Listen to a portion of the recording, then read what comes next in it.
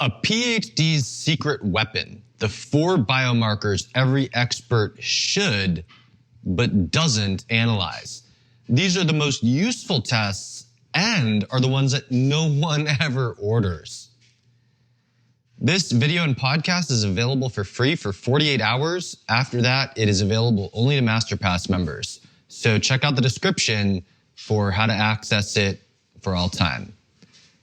Everyone in the health space says that they want to get to the root cause. Then they order lab tests that barely scratch the surface.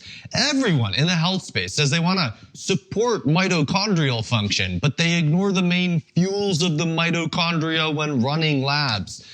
Measuring the markers discussed in this video, podcast, and article, depending on which one you want to consume this content as, can help uncover whether you are taking too many supplements, overdosing on the wrong one, or the wrong ones, eating the wrong diet, or whether you're succeeding or failing at addressing your own idiosyncratic bottlenecks in energy metabolism that limit your wellness, your performance, and your longevity. Everyone in the health space wants to optimize blood glucose, but no one is putting glucose into context. No one is looking at what the glucose is turned into, and no one is looking at what it is competing with as a fuel. And when people do look at the other fuels, they do so with false assumptions. For example, lactate is for exercise. Ketones are for keto diets. Wrong and wrong.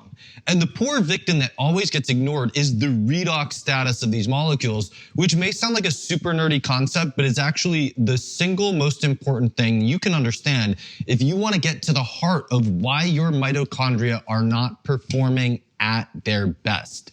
I have a client whose practitioner put her on keto and high-dose thiamine to solve dysautonomia, which probably isn't even dysautonomia to be honest, which made her 5 times worse and bedridden. Had anyone ever tested whether thiamine raised or lowered her lactate, this never would have happened.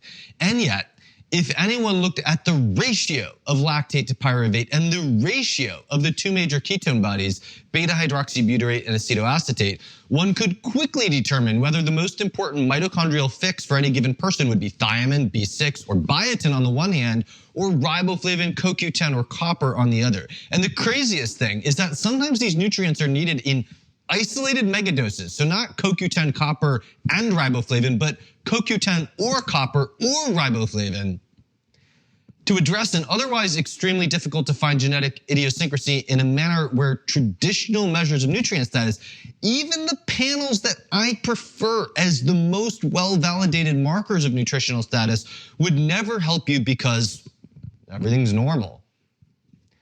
All right, what follows is only available for free for the first 48 hours. After that, it is only available to MasterPass members. So if you want to consume this content in an enduring manner, if you want to take notes, if you want to come back to it, or if you missed the 48-hour mark, check out the link in the description for how you can access the video, the podcast, as well as the full written article that is fully referenced and links out to all the supporting information.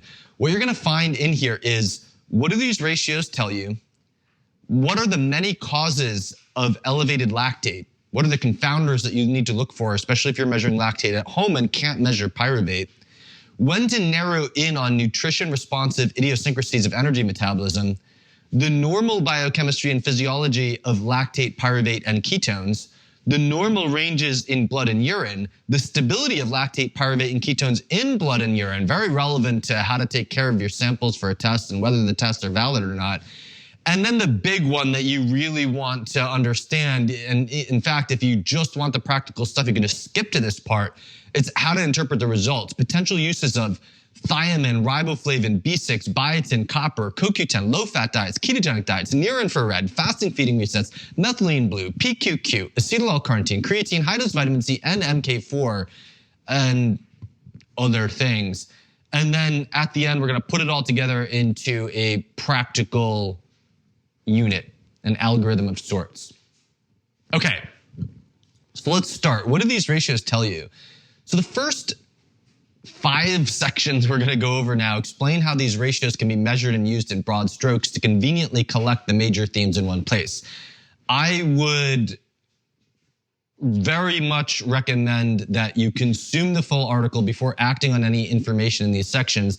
And also, always keep in mind that I am not a medical doctor. This is not medical advice. You are not my patient, and you should never implement anything until you A, understand it in full, and B, discuss it with your doctor. Okay, the biochemical principles at a glance, informational, educational only. The biochemical principles at a glance.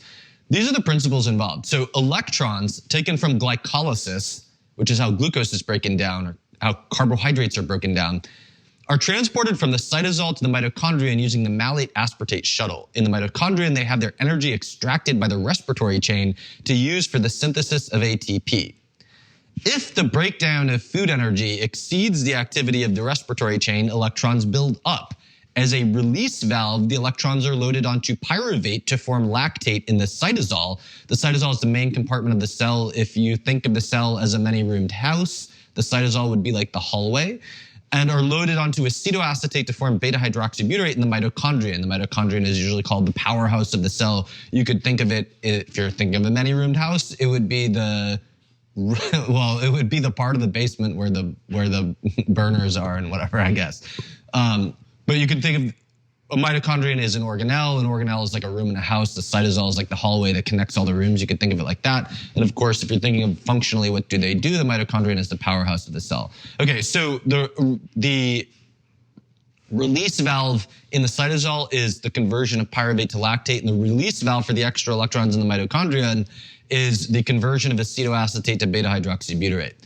If the lactate to pyruvate and beta-hydroxybutyrate to acetoacetate ratios are high, that means that the rate of catabolic breakdown of food molecules is exceeding the rate of the respiratory chain. If the two ratios are low, the rate of the respiratory chain is exceeding the rates of the catabolic breakdown of food molecules. So you can think of these as two steps in an assembly line, where the first step is the catabolic breakdown of food molecules, and the second step is the utilization of the energy of the electrons taken in that process in the respiratory chain. If the two ratios are saying the same thing, the malate aspartate shuttle is working. If the two ratios are saying the opposite thing, the malate aspartate shuttle is not working. Now, from these, we can harvest all kinds of nutritionally actionable pieces of information, and we will get to those soon. The normal ranges. These are my best estimates from the literature with varying levels of confidence, justified in detail later. All apply to an overnight fast, and you should always abstain from alcohol for 48 hours before testing. So a blood lactate to pyruvate ratio, the normal range is 4 to 16. A urine lactate to pyruvate ratio, normal range is 5 to 10. Blood beta-hydroxybutyrate to acetoacetate is 0.5 to 3, with less than 0.3 being strongly out of range, greater than 8 being strongly out of range on the high end. And if you're on a keto diet, these are altered so that the normal range extends upwards to 8. So in other words, if you're not on a keto diet, you could say the ratio could be 0.85 to 3, but if you're on a keto diet, it would be 0.85 up to 8. And if you're above 8 or you're below 0.3, you are strongly out of range. The middle of that range can be ambiguous because there can be, it's not as if you are binarily on keto or kicked out of keto, but keto is a spectrum. So if you're in that range, so basically less than 0.3 or greater than 8 are ratios that are just reliably out of the range. Whereas in the middle, whether it's too high or too low, you have to take into context the carbohydrate and protein content of your diet to really say, like, how keto should I be in this context? Because the more keto you are, the more reasonable it is for your ratio to go from 3 towards 8. Now, the urine beta-hydroxybutyrate to acetoacetate ratio, if you're not on a ketogenic diet, should be between 0.65 and 2.0. If you're in light to moderate ketosis, it could be 0.2 to 6. And if you're in very deep ketosis, the normal range could go up to 12. And so again, less than 0.65 or greater than 12 are pretty obviously out of the range. That middle area is a gray zone depending on how keto are you. Now, only relevant to what we will be calling pattern 3 below, we haven't gotten there yet. A pyruvate over 0.17 millimoles per liter is high. Those are the normal ranges. Now these are the patterns to look for. Pattern 1. If the lactate to pyruvate ratio is high, but the beta hydroxybutyrate to acetoacetate ratio is low, this suggests a deficiency in one or more components of the malate aspartate shuttle. This includes genetic disorders that are treatable with ketogenic diets, vitamin B6 and serine, treatable with those three things, or biotin. It may also include deficiencies of biotin or B6, meaning nutritional deficiencies, not necessarily the lack of a nutritional fix for a genetic issue. Pattern 2, if both ratios are high, this suggests a respiratory chain impairment. This includes genetic impairments that are treatable with high-dose riboflavin or coenzyme Q10, acquired disorders caused by drugs and herbs such as metformin, berberine, and ciprofloxacin, or Cipro, the drug that causes people to get floxed.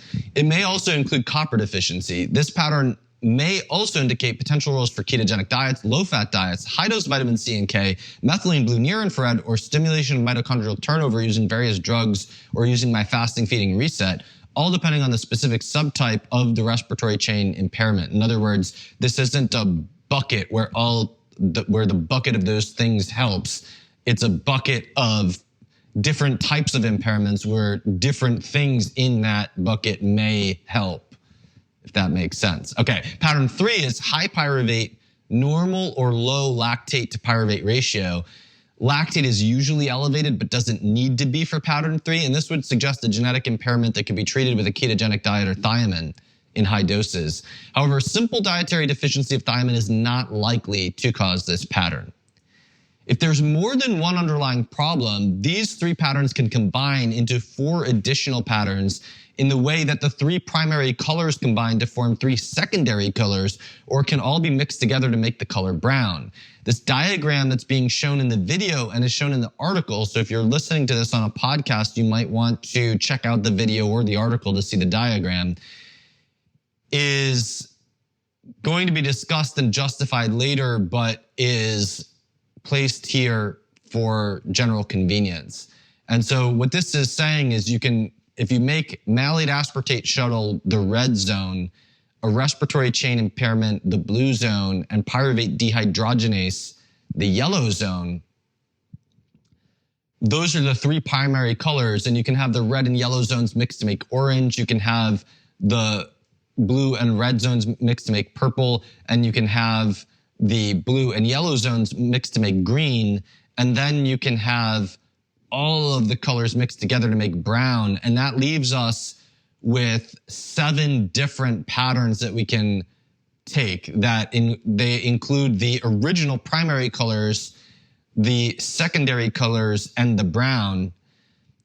And so this complicates matters because if there's 3 primary patterns, you need to be more discerning to understand the more complicated patterns that emerge from the combinations of those patterns. All right, and that's what we're going to try to get down into detail here. So the way that I view these, I'm not a medical doctor. I don't diagnose diseases. I don't treat diseases. I'm not looking for disorders. I'm just trying to understand what we know about biology, and I include the study of disorders in order to understand the normal function of nutrients and where things can go wrong in a way that we can optimize in the absence of a diagnosable, treatable disorder that a doctor should work with.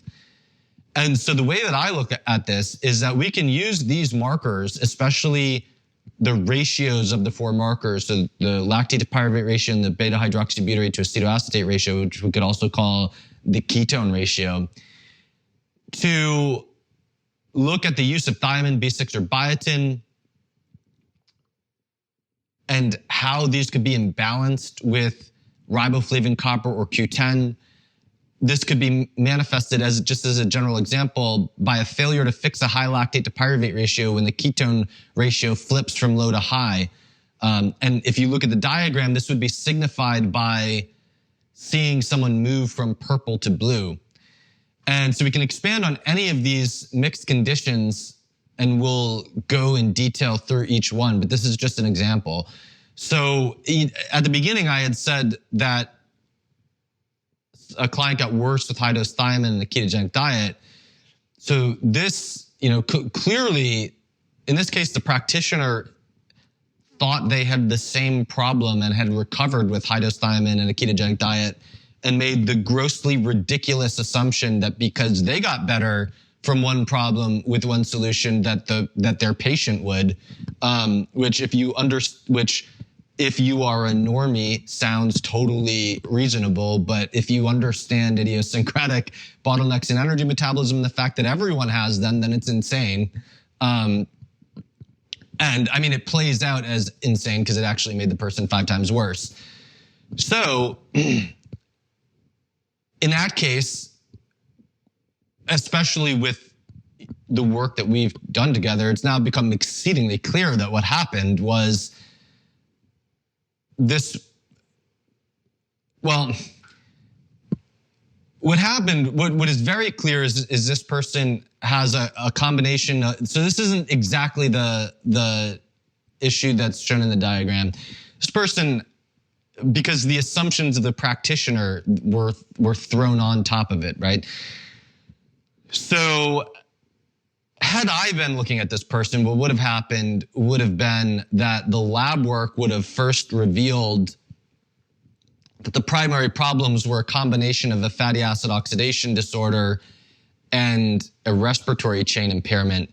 It's very possible that had I done the lab work in sequence in the way that I actually did, in which I no longer do in the BioOpt Health program, now everything is done at once, it's quite possible that I could have made this person worse because the riboflavin supplementation would have helped fix the fatty acid oxidation problem, put stress on the respiratory chain, and then that would have made the lactate to pyruvate pop up and the beta hydroxybutyrate to acetoacetate ratio pop up, manifesting that issue. And then I could have said, aha, this is why the riboflavin is making some things better and some things worse. And then we would have addressed the respiratory chain issue. What actually happened was the practitioner was taking assumptions from their experience, putting the person on a ketogenic diet and high-dose thiamine. The ketogenic diet worsened the fatty acid oxidation disorder, and the thiamine worsened the respiratory chain disorder, because both of these things are delivering now more electrons to a burdened respiratory chain. And at this point, we've done the full level of lab work, so we've actually done a functional test of the respiratory chain. We have a very good handle on this, but all of this could have been evaluated from the very beginning by seeing the lactate and the fact that certainly the thiamine at that point would have increased the lactate, and that's how you would have discovered it without having done most of those labs. Okay, so the logistics involved here. The Great Plains organic acid test is the best way to get both of the ratios in the urine. Quest has both beta hydroxybutyrate and acetoacetate in the blood. Quest has the lactate to pyruvate filtrate test. And it's important to abstain from all alcohol for 48 hours prior to testing. I don't think this is necessary, but if you're worried whether the lactate test would capture intestinal bacterial lactate production, Quest does have a D-lactate, which is actually very expensive if paying out of pocket, and you could use that to confirm or refute it. I don't think it's necessary. Home tests that could be of value would be Nova Biomedical Lactate Plus for finger prick lactate and Keto Mojo for finger prick glucose and beta hydroxybutyrate. And it's important to realize that you cannot capture the pyruvate or the acetoacetate at home in the blood, and you can't compare blood and urine. So you can't measure beta hydroxybutyrate in your blood and urine acetoacetate and take that ratio. So the best thing to do is to take them serially, inclusive of the day that you also go get the Quest tests and that you get the Great Plains test. So therefore you can calibrate your home measurement to the one that you cannot do every day, or the two that you can't do every day, which is the Quest measurements and the Great Plains measurements. Great Plains actually is now called Mosaic. And so what this will allow you to do is to say, well, my lactate is generally increased by X, or my lactate is always high in the morning. Does this correlate with a high lactate to pyruvate ratio or not? And that's valuable to know for reasons that we'll go into detail in a bit. You want to do these measurements in the resting state, so you should be relaxed at rest and without exposure to extreme temperatures or any other stressful stimuli. Similarly, your hand and forearm that the blood is drawn from should be similarly relaxed and at rest as you are yourself. The urine sample should be refrigerated immediately after collection and fully frozen before shipping, and shipped with a fully frozen ice block in an insulated package to prevent thawing in transit. These things are generally covered in the kit instructions, but still be very mindful of them.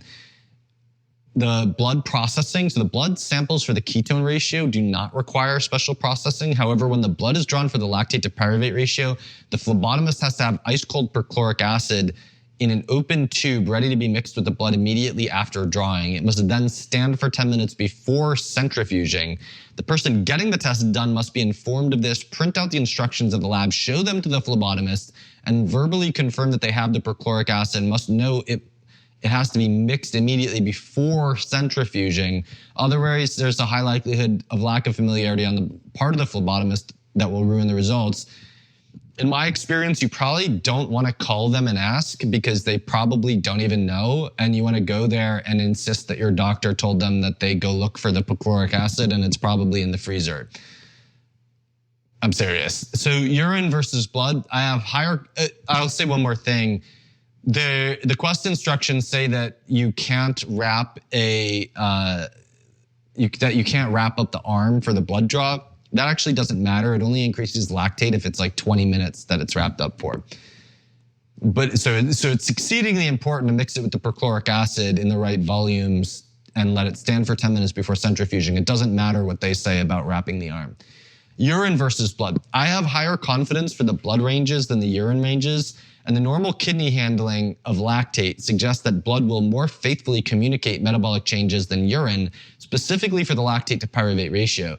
So the urine ratio should be used as one piece of information that may prompt blood measurements, not as a confirmation of a metabolic abnormality. Even if the abnormality is not found in urine, strong symptomatic suspicion justifies a blood measurement. Remember, we're not talking about diagnosing disorders here. We're just looking for gaps in optimal biochemistry. Let's take me as a case study. So earlier this year, I worked my way up from 600 micrograms per day of biotin. This is at the beginning of the year. 600 micrograms per day biotin to 10 milligrams per day. And I supplemented 10 milligrams per day in 2 divided doses for approximately 5 weeks. The biotin was taken on an empty stomach as far away from my most nutritious meals and my other supplements as possible, with the expectation that it could therefore not impact my absorption of pantothenic acid or lipoic acid, because these 3 nutrients compete for each other's absorption. My urinary pantothenic acid on the Great Plains test was unchanged, and the Vibrant America concentrations also suggested that this had no effect on my lipoic acid or pantothenic acid status. So I went off biotin for 9 days to test my basal serum biotin, and then entered a biotin maintenance period of 600 micrograms per day. The biotin loading raised my serum biotin level from 2.5% into the normal range to 35% into the normal range. And prior to my experiment with biotin loading, my Great Plains organic acid test showed that my lactate to pyruvate ratio was 13.3, while my beta hydroxybutyrate to acetoacetate ratio was 0.16. The lactate to pyruvate ratio was high, but the ketone ratio was low. This is consistent with pattern 1, an impairment in the malate aspartate shuttle, and is extremely consistent, or it seems so, with my biotin-centric hypothesis that the main abnormalities in my metabolism are from pyruvate carboxylase deficiency, secondary to a deficiency in recycling utilizing biotin. And I described these abnormalities in self-experiments in the biochemically unoptimized state last year. I have now revised this substantially to completely ditch the biotin-centric hypothesis. But let's keep this in the context of what it immediately appeared to do and what immediately appeared to make sense after this experience. So before I started biotin loading, I had identified a heterozygous mutation in ACAD9 with a frequency of 0.8% and conflicting interpretations of pathogenicity. I've since identified actually that there's 2 of them. The whole genome sequencing doesn't allow me to know whether they're in the same side, like my mother versus my father. But it's possible that I'm compound heterozygous or that I just have the 2 impacting one of my ACAD9 genes. I can't tell, but I do have 2 rare, possibly pathogenic mutations. So these lead to a combined fatty acid oxidation disorder and a respiratory chain disorder that's treatable with high-dose riboflavin. I dismissed the relevance of this mutation partly on the basis that a respiratory chain disorder or impairment should lead to an elevated ketone ratio, whereas mine was low, and partly based on seeming incompatibility with my acylcarnitine profile. However, it did occur to me that the deficiency in the malate aspartate shuttle could mask a deficiency in the respiratory chain, and that the evidence for this would be a failure to lower the lactate to pyruvate ratio and to cause a flip in the ketone ratio from low to high. So the first health effect of biotin supplementation was a nearly immediate and completely unmistakable increase in nocturnal penile tumescence, which normal people call morning wood. And the biotin also improved my subjective sense of how easy it was to fall asleep at night. However, biotin also increased my fasting lactate and my blood glucose. And by the end of the biotin loading period, I had developed minor short-term memory loss and clumsiness. Once or twice a day each, I would forget why I'd walked into a room, and separately I'd drop something for no reason, and I had become easily angered in general. Biotin also worsened my alcohol tolerance, where less than 1 glass of wine caused my hands to start tingling, and also drove a much higher than expected rise in my finger prick lactate. While trying to maintain a lower dose of 600 micrograms per day after this, I felt tired. On the morning of my last day of high-dose biotin, my ketone ratio on the Great Plains test had flipped to 1.56. This represents a 10-fold increase from low to the higher end of the normal range. The same morning, my blood lactate to pyruvate ratio as measured by Quest was 23, which was flagged as high by Quest, which uses a cutoff of 20, and it's even higher by my standard of 16. Quest detected 0 acetoacetate in my blood. If I impute half the limit of detection for the acetoacetate, my ketone ratio is 5.9, which is nearly double the top of the normal range I personally derived from the literature. So the biotin flipped me from pattern 1 to pattern 2, which is consistent with a malate aspartate shuttle defect masking the impact of the riboflavin responsive respiratory chain disorder. Biotin resolved the malate aspartate shuttle defect, allowing trapped electrons to move from the cytosol to the mitochondrion, but these overloaded the respiratory chain, causing a rise in both ratios and a transition to pattern 2. Using the color diagram, again, if you're listening to the podcast, please go to the video or the article. But using the diagram, I initially thought I was in the red zone because that's what it looks like when you're in the purple zone. It looks like the red zone and it fools you. But I was actually in the purple zone, and the only way I could learn this was by pushing myself into the blue zone by fixing the problem in the red zone. Now, I want to say that since I wrote all this up, I've now come to the point to believe that the ACAD9 is the overwhelmingly single most important thing, and that the biotin stuff really doesn't matter, that biotin and pyruvate carboxylase versus riboflavin, which is allied with transamination of glutamate to alpha-ketoglutarate and alpha-ketoglutarate dehydrogenase feeding glutamate into complex 2, that these 2 things are in anaplerotic competition, and that because of the ACAD9 mutation, I actually do not want pyruvate carboxylase activated, and I want things to flow primarily through complex 2, and I want to fill up my citric acid cycle primarily through glutamate and to some degree through succinate, and that it's the filling up of the citric acid cycle that drives all of the benefits that I got from biotin, such as falling asleep earlier and massive increase in morning wood. This is all driven by anaplerosis, or the filling up of the citric acid cycle. And biotin was only one path toward that end. And because of the ACAD9, biotin and pyruvate carboxylase are not the path that optimizes me. So I can get those benefits simply by optimizing around the ACAD9 and optimizing around feeding things through complex 2. And that can then also get me massive benefits. All of these will be covered in the future in much more detail on my own case. Here, I'm simply using my case to demonstrate how with the color diagram, someone can be in the purple zone and it can look like they're in the red zone until you fix one of those problems and suddenly they look like they're in the blue zone. So in other words, having a respiratory chain impairment combined with some impairment in the catabolic breakdown of food molecules will mask the respiratory chain problem. And you basically have two options. The one that I prefer now is to run all the labs that are relevant first, so we don't have to figure things out sequentially, which is what I do in the BioOpt program. But my purpose here is that if you want to keep things simple, you can simply monitor lactate, glucose, and ketones at home while you serially test the two ratios in the lab on an as needed basis or serially before and after interventions. And then you can take a little bit more time to figure it all out, but you can figure it all out quite rapidly.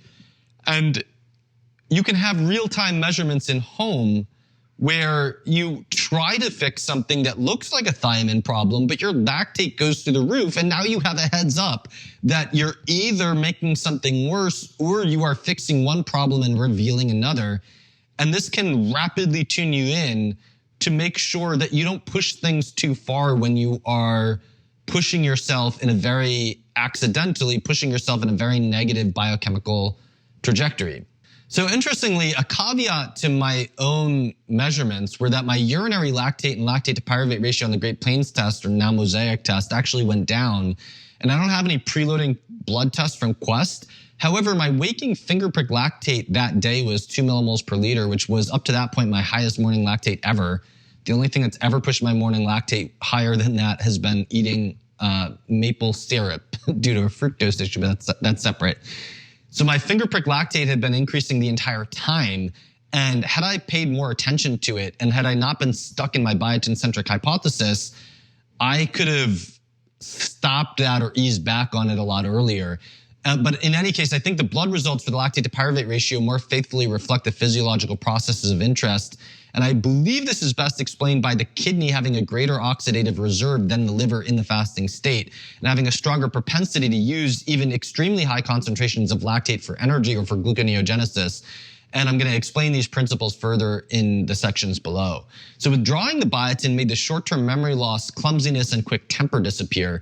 It also caused my blood glucose and lactate to go back to normal. However, going more than 2 days without 600 micrograms of supplemental biotin caused the morning wood to go away. But remember, I have now decided that there are two paths to the morning wood. One is pyruvate carboxylase, and one is feeding glutamate through glutamate transamination to alpha-ketoglutarate and alpha-ketoglutarate dehydrogenase. And these two things are both anaplerotic.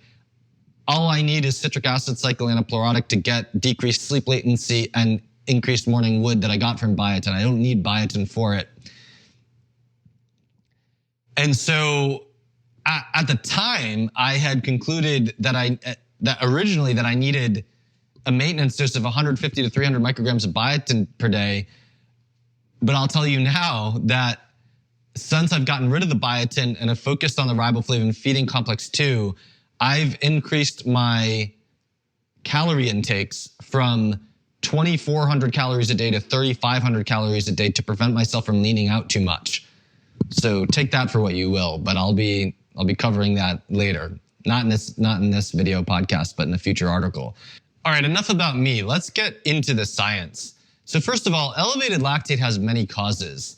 Anything that causes lactate production to exceed lactate clearance will raise the concentration of lactate in the blood, and usually the lactate to pyruvate ratio along with it, Typically, this is a result of decreased delivery of oxygen to one or more tissues, decreased utilization of that oxygen in mitochondrial metabolism, or a shift towards glycolysis. However, a shift towards glycolysis will, if it's not accompanied by a deficit in the supply or utilization of oxygen, will generally elevate lactate along with pyruvate and therefore not change the ratio.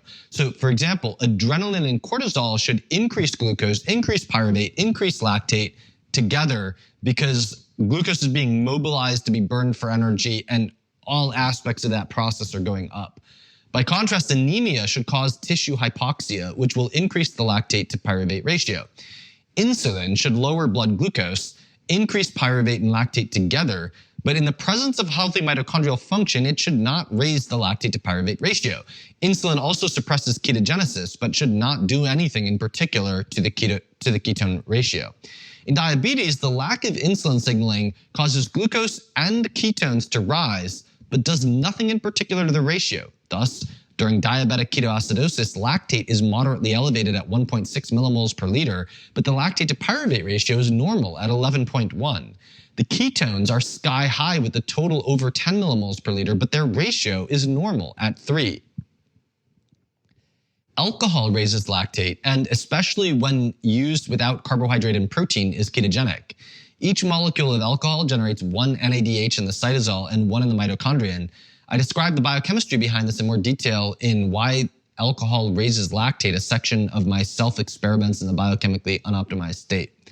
For healthy people drinking several drinks in one night, a rise in blood lactate to between 1.5 and 2 millimoles per liter is normal. The peak lactate is 16 hours after alcohol consumption. It can be as high as 3 millimoles per liter, and lactate can stay elevated for at least 20 hours. Therefore, it is strongly recommended to abstain from all alcohol for 48 hours prior to having blood drawn for lactate at a lab. In alcoholic ketoacidosis, the lactate to pyruvate ratio reaches an average 19, and the beta-hydroxybutyrate ratio reaches an average of 7. This is consistent with pattern 2 and is a result of drinking huge amounts of alcohol while otherwise being malnourished, leading to the accumulation of an NADH load that cannot be cleared by the respiratory chain. The effect of cancer should be inconsistent. Cancerous tissue may shift toward glycolysis due to the Warburg effect, but they do so locally. How it impacts the lactate and pyruvate in the filtrate of whole blood would depend on how much of each substrate is escaping into the general circulation.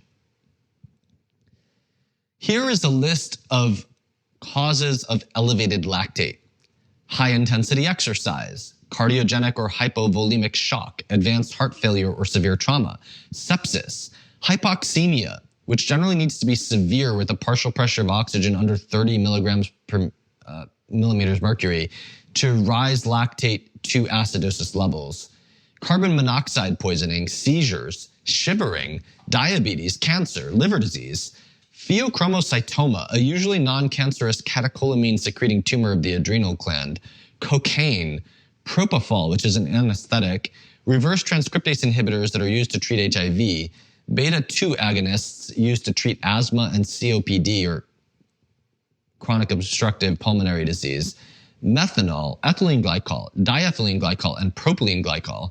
These generally require industrial exposure at high levels, but sources of small amounts of the glycols include antifreeze, paint, ink, plastic, lubricants, cosmetics, and other personal care products. Methanol is used as a solvent in laboratory work. Gut bacteria can make methanol. Methanol is often used in laboratory work.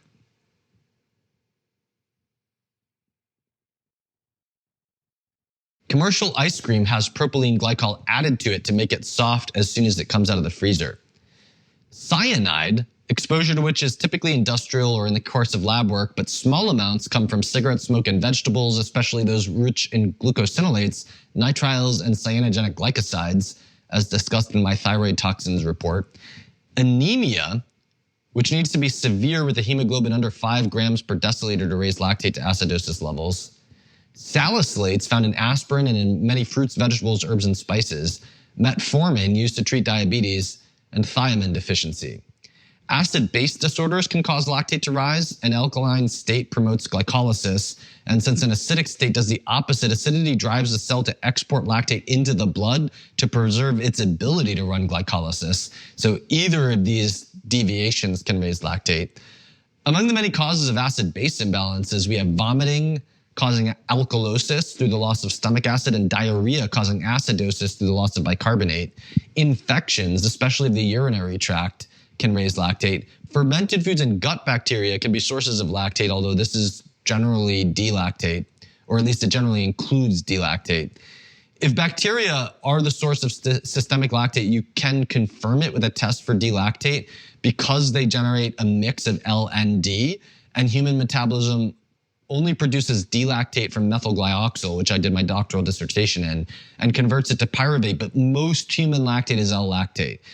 Since bacterial lactate would include both isomers and human would be overwhelmingly L, then bacterial lactate would elevate L-lactate, but you can see the footprint of that or the signature of that by looking at D-lactate. Protocols for measuring the lactate to pyruvate ratio in blood instruct the phlebotomist not to use a tourniquet for fear of the local restriction of blood flow causing a local increase in lactate production, but this is generally unnecessary under normal circumstances. Eating usually raises lactate, especially eating carbohydrate, but not that much. So it should increase it within the normal range. Some conditions in the list I just gave you are straightforward because their effects are transient. For example, lactate will be high during or soon after intense exercise, but then it'll go back to normal. This is true of shivering, seizures, states of trauma and shock, and most cases of vomiting and diarrhea. In this case, we are going to be focusing on specific abnormalities in energy metabolism that lead to chronic health problems or become unique limiters for high performance that are addressable with dietary modifications and nutritional supplements. When to narrow in on nutrition-responsive idiosyncrasies of energy metabolism. The main reasons it would be productive to seek out nutrient-responsive idiosyncrasies of energy metabolism would be the presence of a simple dietary nutrient deficiency, nutrient-responsive inborn errors of metabolism, or heterozygous carrier status for each such nutrient-responsive inborn error. Inborn errors of metabolism are rare genetic defects in metabolic pathways or structural features of cells. While each disorder is very rare on its own, collectively they number 1,451 diseases, and carrier status, heterozygosity for diseases with recessive inheritance, for one or more of them is common. Remember, I don't treat or diagnose diseases, so this is not a roadmap for diagnosing these diseases, nor is it a roadmap for treating them. And we are only concerned with learning from the treatment of these diseases to understand how we can optimize our own biochemistry for the sake of wellness. So there's basically three conditions that we want to think about. One is a nutrient deficiency or imbalance, common. One is a diagnosable inborn error of metabolism, rare, but way more common than you would think. Carrier status for an inborn error, common. Carrier status is thought to be more often than not silent symptomatically. There's various compensations. I've gone through that in great detail in my Super Unlock episode, and so I'm going to largely gloss over that here. But the gist of the issue is this, that if you're a carrier, you have 50% on average of the biochemical impairment found in the disease. And these generally lead to age-adjusted or age-delayed onsets of a shadow of the disease. As an example, heterozygous familial hypercholesterolemia does not cause a guarantee of heart attacks. If it is heterozygous, the homozygous can cause infants to have basically guaranteed heart attacks without medical treatment.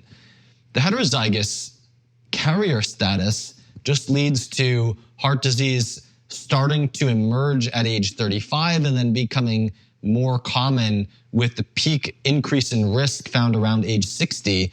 And then as people get old, everyone starts to be at risk of heart disease, and the gap between not having carrier status and having it begins to narrow. But the point is that between the 4th and 7th decades of life, or really between the mid-4th decade of life and the end of the 6th decade of life, the main effect is to take a shadow of the disease and cause it to emerge as a unique limiting factor in someone's longevity. There are there's other examples I've gone through in the Super Unlock episode and article with biotinidase, Wilson's disease, and so on. And we also want to think of the signs and symptoms of nutrient deficiencies. I'm going to gloss over this here as well because these are all outlined in great detail in my ebook, Testing Nutritional Status, the Ultimate Cheat Sheet. Now, there are also just a basic guide to when to look for inborn errors of metabolism that's included in the article.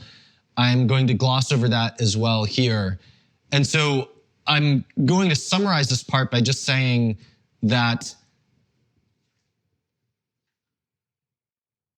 what you really want to do, because the signs, symptoms, or health metrics, if you will, that will correspond to any of these things being off are so diverse, and the mixtures can produce unique health metric effects that are not necessarily textbook in the original things that make up that combination.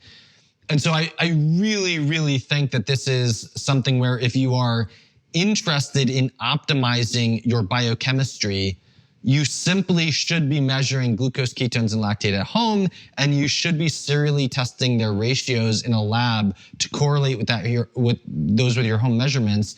And you should then be looking at how your health metrics correspond to the home metrics and to the lab metrics. So then you can say, in me, when my feet and hands are tingling, my lactate's usually high. Or when my ketones are above X despite my carbohydrate intake, this is when I'm having sleeping problems, and so on. In other words, there are so many interacting factors that the health metric effects are going to be different in each person. And so it makes sense to collect the data, look at the correlations in you, and then make an executive decision of what specifically are these going to help you optimize? Because what I'm giving you here is the general biochemical principles. I can tell you exactly the biochemistry that's being optimized, but whether that is optimizing your sleep or your resting heart rate or your cognitive performance or your mood or your neuromuscular health, etc., those are all going to be things that are unique to you. So just take the data is how I would summarize the practical import of all those possible things that I'm glossing over. Okay, here's how to view these ratios to indicate the redox status of cellular compartments. Both of these pairs act as release valves from electrons that build up in the form of NADH, which increases the ratio of NADH to NAD+. Most NADH or NAD-dependent chemical reactions will go forward or in reverse, slower or faster, depending on this ratio. Many authors write that they are used to estimate the NADH to NAD+ ratio of the cytosol and the mitochondrion. Since the movement of electrons always implies a reduction, which is the addition of an electron, and an oxidation, which is a removal of an electron, they're called redox reactions, which is short for reduction-oxidation reactions. And the molecules that shift back and forth into reduced and oxidized states are called redox couples. So NADH and NAD+ constitute a redox couple, with NAD being the oxidized form and NADH being the reduced form. Many authors will refer to this as a redox status or redox state of a cellular compartment. A higher NADH to NAD+ ratio is more reduced, a lower ratio is more oxidized. In this model, the lactate to pyruvate ratio represents the redox state of the cytosol, and the beta-hydroxybutyrate to acetoacetate ratio represents the redox state of the mitochondrion. If we take these ratios to indicate the ratios of NADH to NAD+ in the cellular compartments, that's not quite correct. A lot of people say it like that, but it's better to see them as a reflection of the pressure building up within the NADH to NAD+ ratio. So this ratio, think of it like a rubber band. It's expanding with the NADH to NAD+ ratio is going higher and higher. NADH is going up, NAD+ is going down. And that's like expanding a rubber band. That's tension that's gotta be released somewhere. And so that tension gets released into the lactate to pyruvate ratio, which allows the NADH to NAD plus ratio to become more normal than it otherwise would have been. Or it gets released into the beta hydroxybutyrate to acetoacetate ratio. So these are cytosolic and mitochondrial release valves that allow the NADH to NAD plus ratio to be preserved closer to normal.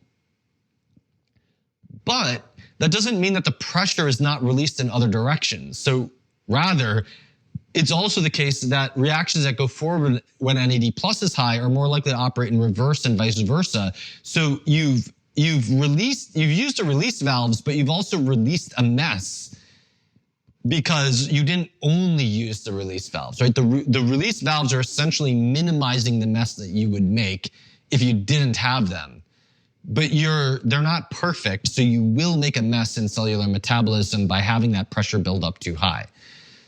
So when we see a high lactate to pyruvate ratio, we can infer not only that the pressure on the cytosolic NADH to NAD plus ratio has been building up, but also that most cytosolic reactions that depend on NAD plus are likely to have been slowing down or possibly even reversing.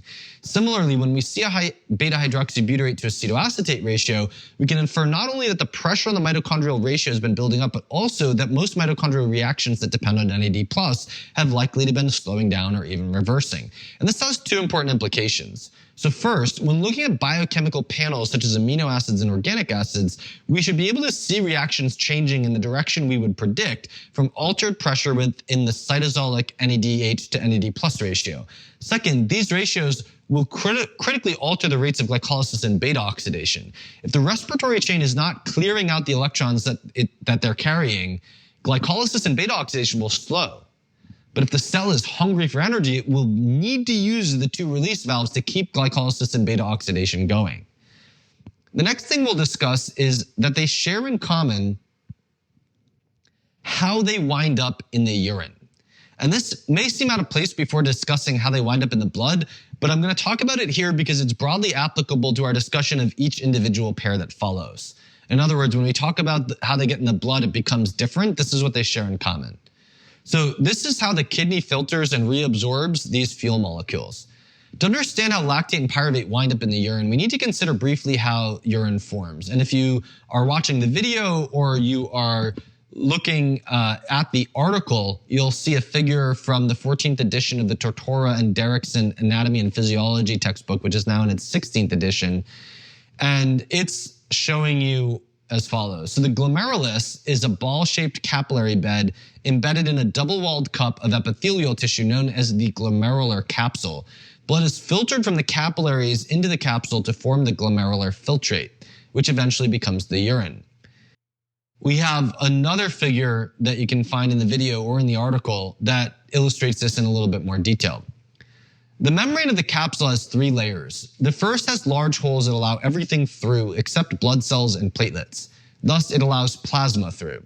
The second layer consists of collagen fibers and negatively charged proteoglycans that repel negatively charged plasma proteins and prevent them from going any further. The third layer consists of slits between the feet-like pedicel projections of the podocytes, which are foot cells, which are covered in a slit membrane that prevents the passage of anything larger than 0.006 to 0.007 micrometers. This filters out large proteins such as albumin, but it allows the passage of small proteins, most fuel molecules, including glucose, pyruvate, lactate, and ketones, as well as vitamins, amino acids, ammonia, urea, electrolytes, and many other small molecules. Thus, everything we're interested in, lactate, pyruvate, beta hydroxybutyrate, and acetoacetate, will move from the blood into the glomerular filtrate at this point simply because none of it is large enough to be kept in the blood on the basis of its size alone. As the glomerular filtrate passes through the renal tubule, its contents are readjusted through two processes: tubular reabsorption and tubular secretion. The first takes substances back into the blood. The second moves things out of the blood and into the filtrate. This is achieved with specific transporters of two types. Passive transporters will allow something specific to flow from an area of high concentration to an area of low concentration, and active transporters will use energy to pump things from an area of low concentration to an area of high concentration. In general, the body does not want to waste fuel molecules by losing them in the urine. However, the reabsorption of lactate, pyruvate, and ketones uses monocarboxylate transporters. These transporters do not use energy, and thus can only allow the fuels to passively flow along their concentration gradients from whichever side of the membrane they're higher on to the side on which they're lower. This means that the ability to reabsorb these molecules from the glomerular filtrate is directly dependent on their rapid transport from the glomerular capillary blood to surrounding kidney cells that will quickly burn them for energy, or in the case of lactate and pyruvate, convert them to glucose. The monocarboxylate transporters couple the transport of fuel molecules to the transport of hydrogen ions. This maintains electric neutrality in body fluids.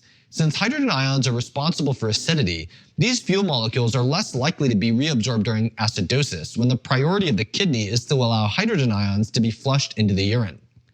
Additionally, all of these molecules are negatively charged and contribute to the solute load of the blood. The kidneys have to negotiate numerous priorities, including maintaining electric neutrality, maintaining acid-base balance, and regulating the solute load of the blood. Thus, generally, the kidneys will do whatever they can to avoid losing fuel in the urine. However, their ability to reabsorb fuel molecules is dependent on their ability to burn them for energy, and they may face decisions concerning acid-base balance, electric neutrality, or solute load that cause them to let a small amount of these molecules through. Nevertheless, since all four of them share the same characteristics with respect to acidity, charge, and solute load, the only thing that should impact their ratios in the urine is the state of energy metabolism within the kidney. As we will see coming soon, the kidney's state of energy metabolism differs from that of the other tissues in the body, and this can explain why urine results may differ from blood results. How lactate and pyruvate wind up in the blood. Lesson 15 of my energy metabolism class covers the reasons we convert pyruvate to lactate. It's best used in conjunction with the writings of George Brooks, who's criticized aspects of the mainstream textbook view of lactate. In brief, NAD+ takes electrons from glucose, becoming NADH. And these electrons must be removed in order to regenerate NAD+ so that glycolysis can continue to run. The electrons can be removed using the malate aspartate shuttle or by converting pyruvate to lactate.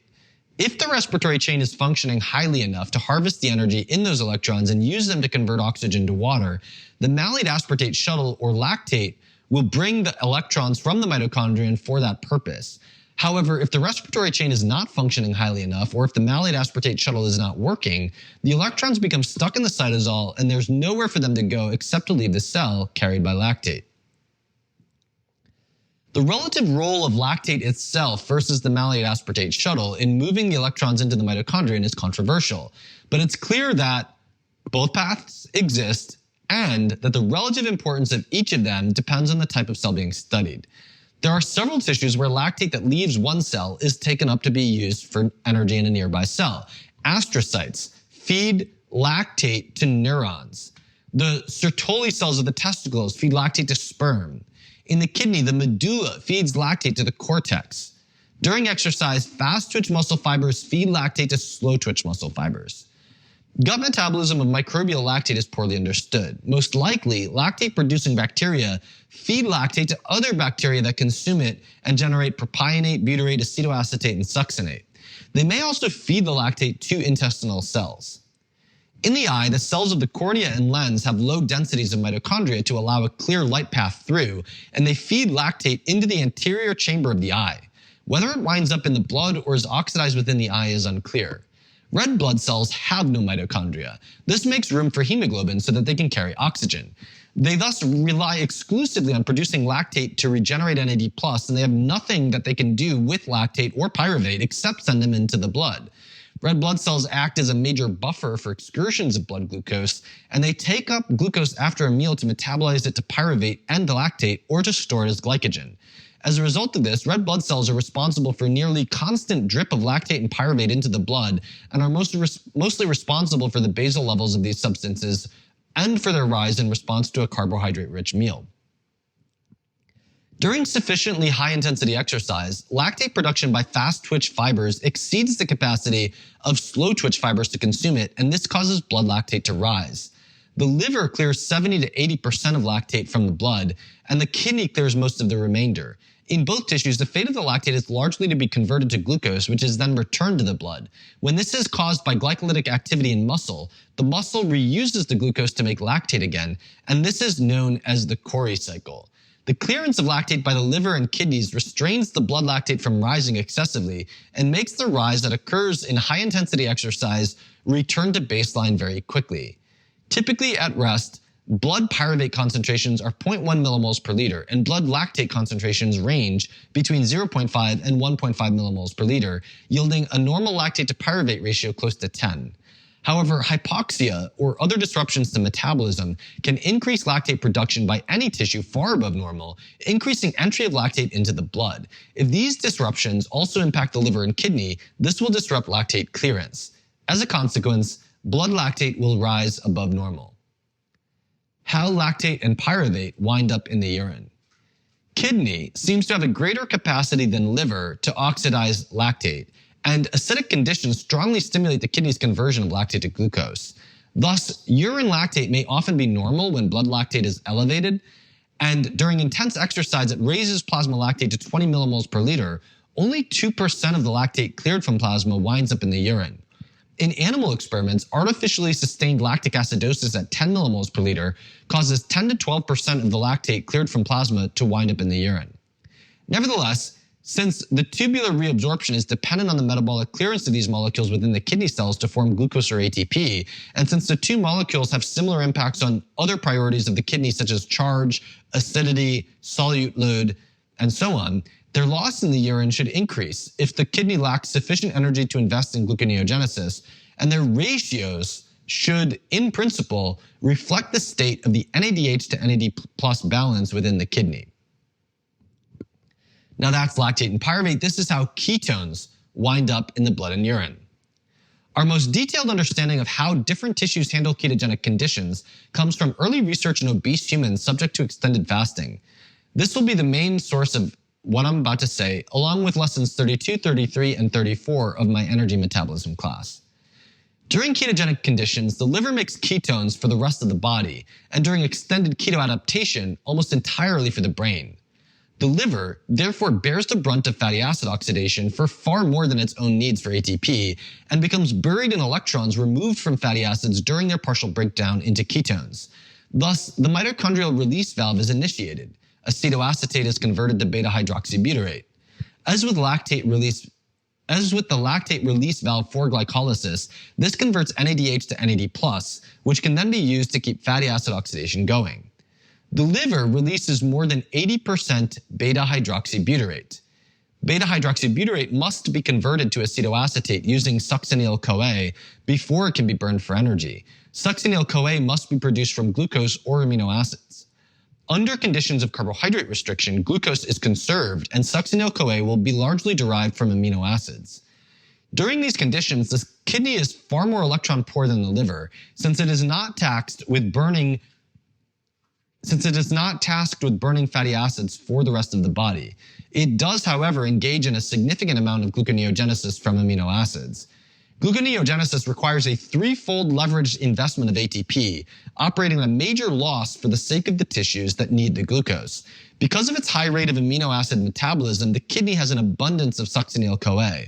All of these factors position the kidney to be the prime consumers of beta-hydroxybutyrate. Studies of fasting humans suggest that the kidney consumes about 90% of the beta-hydroxybutyrate made by the liver and releases 59% of it as acetoacetate into the general circulation.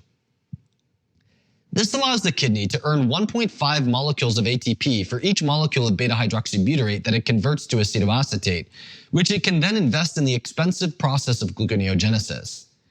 This in turn allows other ketone-using tissues to use acetoacetate without having to worry about breaking down amino acids to get succinyl-CoA.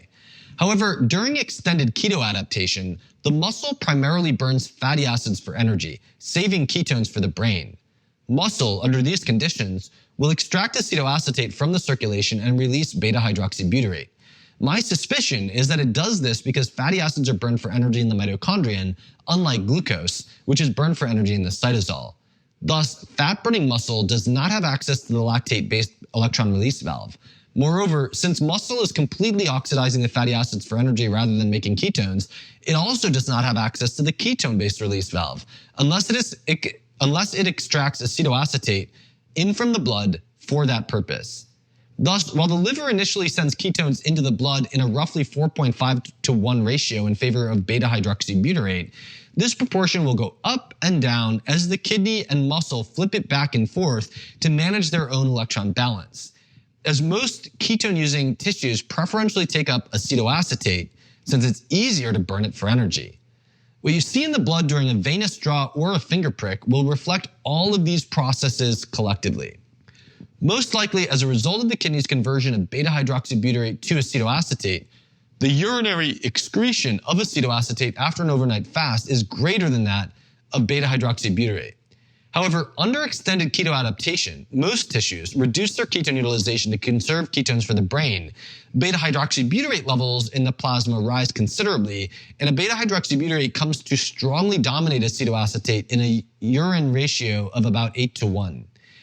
I suspect that this reflects the fact that beta-hydroxybutyrate is now reaching the kidney at concentrations that have saturated its NAD+ reserve, and its conversion of beta-hydroxybutyrate to acetoacetate is no longer complete enough to keep the proportion of acetoacetate in urine high. Thus, ketone ratios in the urine are not expected to be the same as in the blood. However, we can still delineate normal ranges for each under particular conditions and use deviations to make inferences about the state of energy metabolism in the kidney from the urine and in the body overall from the blood. So, here are the normal ranges in blood and urine. And in this section, we're going to focus on venous blood taken from the forearm and urine, since these two samples are the ones that are practical to obtain. There's literature on samples taken from the hepatic artery, the veins of legs during exercise science studies, and cerebrospinal fluid, but we're not going to cover them because, which of us is going to go to Quest and be like, test my vein of my leg while I exercise? Normal lactate to pyruvate ratios in the blood. According to Quest, a normal blood lactate to pyruvate ratio is 10:20. According to Chapter 1, Section 4.14 and Chapter 3, Sections 1.2 and 2.2 of the Sotobre textbook, Inborn Metabolic Diseases, Diagnosis and Treatment, a normal or low lactate to pyruvate ratio is less than 12, and the ratio is regularly about 10. In a series of 11 normal children ages 1 to 7 published by Sotobre and colleagues in 1997, blood lactate to pyruvate ratios ranged from 6 to 14.5 across the day. In a series of 90 apparently normal children from Spain who were undergoing minor surgical interventions but who did not have any pathological symptoms, the ranges for the blood lactate to pyruvate ratio were 7.8 to 28 in those between the ages of 1 month and 2 years old, 8.1 to 25 in those aged 2 to 8 years old, and 7.7 to 24 in those aged 8 to 18 years old. I question whether children undergoing surgery are normal. To begin with, they could be under stress. More importantly, what's the surgery for? A biopsy of a growth, a correction of a fracture, a removal of a skin lesion? Most likely this population is biased towards children in a lower state of health than a random sample would be. Therefore, I'm inclined to give it less weight, and even though it has a larger sample size than the other studies, I want to rely more on the other studies. In a series of 72 Dutch children aged 3 to 15 hospitalized because of behavioral and somatic problems without specific neurological symptoms, the population seems similarly questionable for the generation of a normal range, but the normal ranges were more consistent with the rest of the data. The 95% normal range for the blood lactate to pyruvate ratio was 6.38 to 13.91. The very concept that children were hospitalized for behavioral problems yet had no neurological symptoms seems absurd on its face to me. Which system of the body caused the behavioral problems? Was it the urinary system? Was it the integumentary system? I dare say something may have been going on in the brain. In any case, in a series of 9 healthy men aged 19 to 33 years, the average forearm venous lactate to pyruvate ratio was 10, but the range was not described.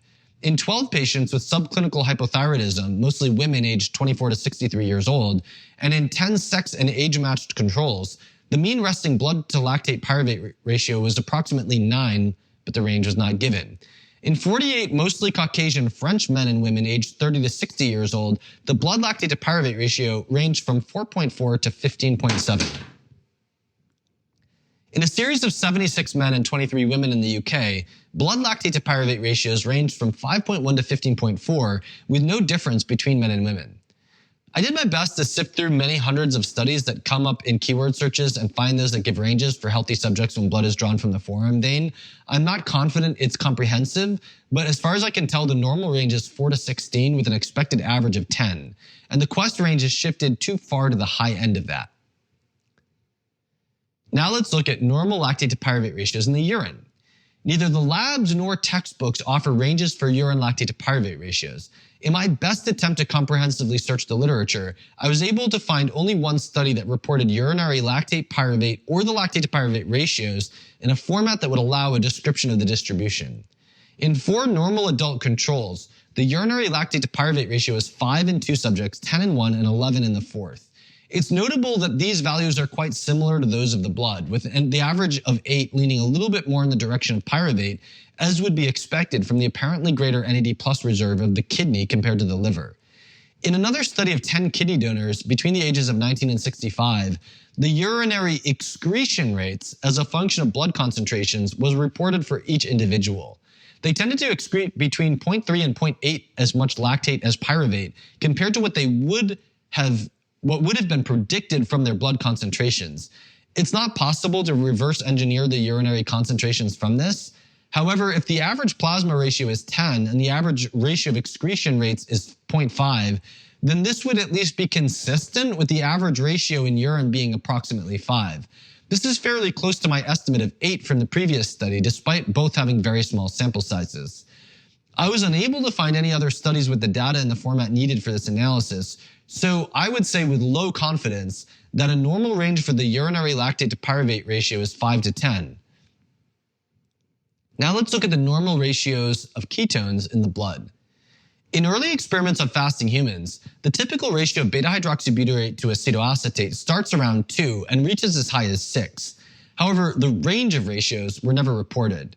According to Chapter 1, Section 4.14 and Chapter 13, Section 1.2 of Inborn Metabolic Diseases Diagnosis and Treatment, a normal blood ratio of beta-hydroxybutyrate to acetoacetate in blood is 1 to 1.5 after an overnight fast and less than 1 after eating. However, the different authors who wrote Chapter 11 consider, in Section 1.4, the normal range of ratios to be 2.5 to 3. In a series of 11 normal children ages 1 to 7, published by Soderbergh and colleagues in 1997 mentioned above, the mean ratio after an overnight fast is reported as 1.91. Strangely, the parentheses in the table that usually include the ranges just list a single number as 2.5. All of the postprandial values are listed as less than 1. I'm guessing that this means that when the ratio was less than 1, it was usually because the beta-hydroxybutyrate was low and often below the limit of detection. So this would seem to support a normal range after an overnight fast of approximately 1 to 2.5. 2 studies from Spain examined these ratios in apparently normal children undergoing minor surgery. For the reasons I described above in the section on normal blood lactate and pyruvate ratios, I'm inclined to give the broad ranges in these 2 studies less weight. The first is the same series of 90 children that I described earlier. The complete ranges for these ratios were 0.1 to 3 in children aged 1 month to 2 years, 0.05 to 4.1 in children ages 2 to 8, and 0.05 to 2.8 in children ages 8 to 18. The second is a series of 60 children in whom 95% normal ranges for these ratios was 0.04 to 4 in children between 1 month and 7 years old, and was 0.04 to 3.5 in children between the ages of 7 and 14. In a series of 72 Dutch children aged 3 to 15 who were hospitalized because of behavioral and somatic problems without specific neurological symptoms described earlier, again, questionable for the same reasons, the bottom of the normal range, but not the top, was more consistent with the rest of the data. The 95% normal range for the blood beta-hydroxybutyrate to acetoacetate ratio was 0.85 to 8.05. The top of the range only makes sense if some of the children were in deep ketosis. In 8 men and 2 women in their mid-20s recruited for an experiment, the mean ratio was 3.2. In an earlier experiment by the same authors, possibly with some of the same subjects, in 6 men and 2 women in their mid-20s, the mean ratio was approximately 1. From a mostly Japanese language paper, the average ratio was 0.86 in 20 healthy people and was 1.31 in 29 people with hyperthyroidism. In a series of 23 men and 23 women in the UK, blood beta-hydroxybutyrate ratios range from 0.3 to 5.5 with no difference between men and women. The data for ketone ratios are much messier than the data for lactate to pyruvate ratios, and this probably reflects the fact that the ratios increase during ketosis and extended fasting, and that they reflect competing priorities of numerous different tissues that are taking up, interconverting, and releasing the ketones. Nevertheless, I'm inclined to synthesize these data as follows. The normal range for an overnight fast on a non-ketogenic diet is 0.85 to 3. On non-ketogenic diets, 0.3 to 0.8 should raise suspicions of being too low, while 3.1 to 5.5 should raise suspicions of being too high. During deep ketosis, the ratio may reach as high as 8. Regardless of diet, ratios between 0.3 or above 8 should raise strong suspicions of pointing to a metabolic abnormality. Due to the messiness of the data, I have mediocre confidence in these ranges. Now finally, let's look at the normal ketone ratios in urine. It was most difficult of all to find data on normal ranges for urinary ketone ratios. The best data comes from early, highly controlled experiments using small numbers of people. One of these showed that after an overnight fast, the ratio is between 0.65 and 2. As ketosis progressed, the beta-hydroxybutyrate would rise much faster than the acetoacetate, and the ratio reached 4.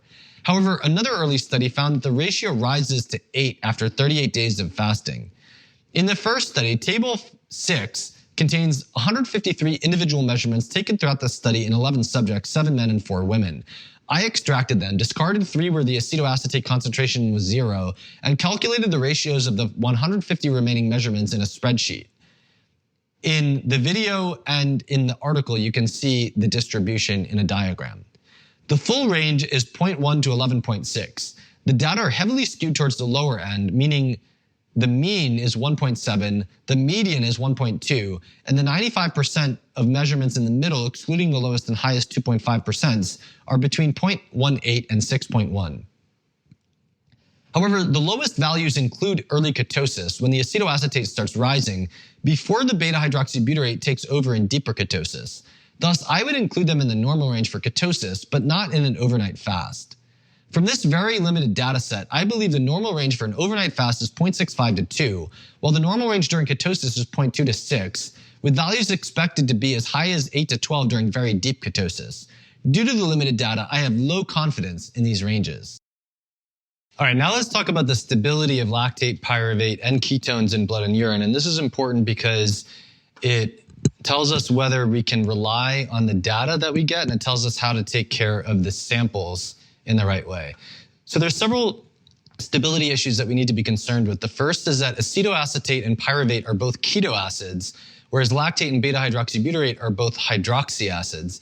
Keto acids are more likely than hydroxy acids to spontaneously react with other substances, and they're therefore less stable. Acetoacetate also tends to slowly and spontaneously convert to acetone and carbon dioxide. The enzymes involved in their conversions, lactate dehydrogenase and beta-hydroxybutyrate dehydrogenase, both strongly favor the hydroxy acid. And so poor conversion of the samples will tend to falsely raise, thus poor preservation of the samples will tend to falsely raise both ratios. There's widespread consensus among all protocols for measuring lactate to pyruvate ratios in the blood that the concentration of these molecules must be stabilized immediately, by mixing the blood with ice-cold perchloric acid and letting it stand for 10 minutes before centrifuging. This breaks apart the cells, precipitates all of the proteins, and causes all of this material to stay at the bottom of the tube so that the liquid at the top of the tube is not serum or plasma, but rather filtrate. Lactate and pyruvate are released from blood cells, while the lactate dehydrogenase enzyme is immediately destroyed, preventing enzymatic formation of lactate during sample processing. Quest offers acetoacetate and beta-hydroxybutyrate as 2 separate tests, and neither of them call for perchloric acid precipitation. This conflicts with the protocols used by clinical labs in the investigation of inborn errors of metabolism, but it may not be a problem. The lymphocytes of rats convert acetoacetate to beta-hydroxybutyrate, and this is likely true of humans as well, but white blood cells are 1,000 times less numerous than red blood cells, and red blood cells can't make this conversion because they don't have any mitochondria. Most of the ketones in the blood should be extracellular, and separation of plasma will remove the blood cells within 10 to 15 minutes of sample collection.